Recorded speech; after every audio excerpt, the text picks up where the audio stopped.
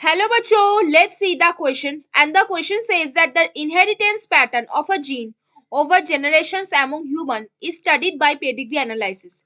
Character studied in the pedigree analysis is equivalent to option A quantitative trait, option B Mendelian trait, option C polygenic inheritance and option D maternal trait. तो आ जाओ बच्चों थोड़े से की concept के ऊपर बात कर लेते हैं, चीजों को अच्छे समझ लेते हैं तो फिर क्वेश्चंस को हम बहुत इजीली सॉल्व कर सकते हैं बच्चों।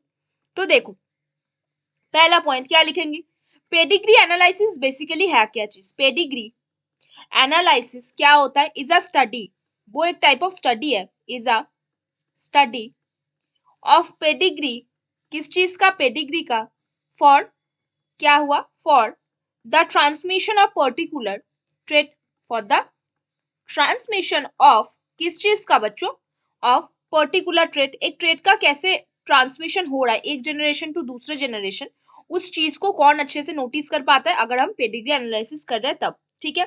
And finding the possibility of absence और presence of that trait, and और क्या करेंगे यहाँ पे, finding the possibility of absence और प्रेजेंस, और किस चीज के एब्सेंस और presence of that trait in homozygous और that trait in homozygous or heterozygous condition, in homozygous or heterozygous state है ना बच्चों। अब देखो दूसरे पॉइंट पे हम क्या बात करेंगे, ये क्या इंडिकेट करेगा, दिस इंडिकेट्स, क्या इंडिकेट करेगा, indicates that Mendel principle are also applicable to human genetics. This indicates that Mendel's principle, क्या, Mendel's principle also applicable for, किस चीज के लिए, ऑल्सो एप्लीकेबल टू, कहां पे बच्चों, ह्यूमन जेनेटिक्स पे, टू ह्यूमन जेनेटिक्स। तो इधर बच्चों क्या हुआ, ध्यान से देखो, ये बेसिकली क्या दिखा रहा है आपको कि मेंडल्स प्रिंसिपल जो है वो किस चीज के लिए एप्लीकेबल है, हमारे ह्यूमन जेनेटिक्स के लिए बेसिकली एप्लीकेबल है।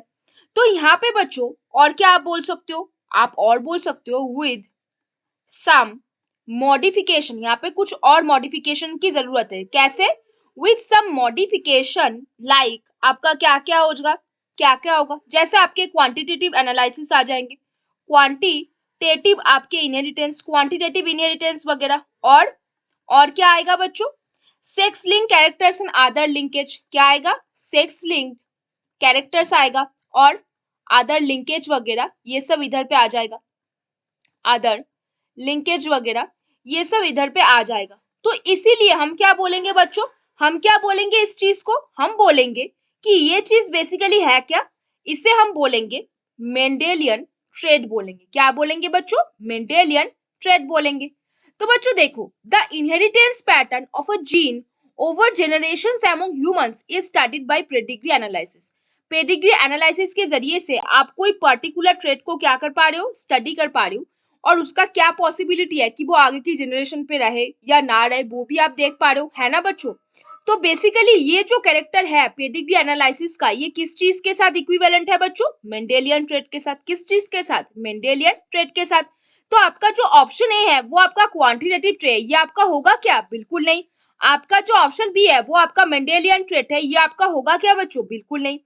अब देखो ध्यान से देखो, तो फिर आपका मेंडेलियन ट्रेट होगा कि नहीं होगा, फिर देखो आपका जो ऑप्शन सी है पॉलीजेनिक ट्रेट, ये आपका होगा क्या बच्चों, बिल्कुल नहीं।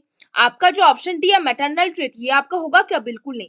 तो बताओ जरा कौन सा सही आंसर होगा, आपने नोट पे क्या लिखा था, मेंडेलियन ट्रेट, तो कौन सा आपका सही आंसर होगा बच्चों, आपका ऑप्शन बी। कौन सा आपका सही आंसर हो गया बच्चों, option B Mendelian trait will be the correct answer over here. तो बच्चों hope you understand the question very well, best of luck बच्चों।